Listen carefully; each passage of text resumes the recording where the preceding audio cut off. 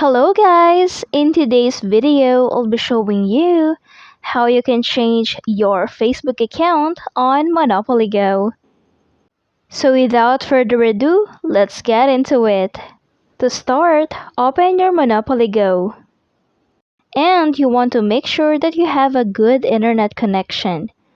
After that, go to menu page. From your menu page, just tap on Settings. From Settings, just tap on Connect Account.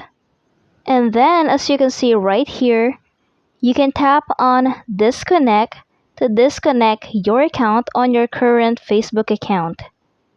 Just tap on Disconnect so that we can log out to our current Facebook account.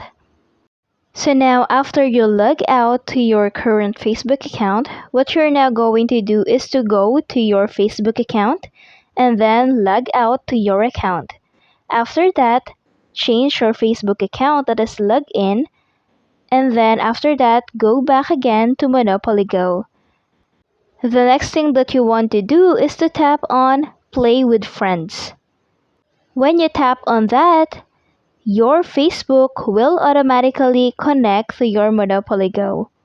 So the current Facebook account that is logged into your Facebook app is the one that is automatically connect to your Monopoly Go account.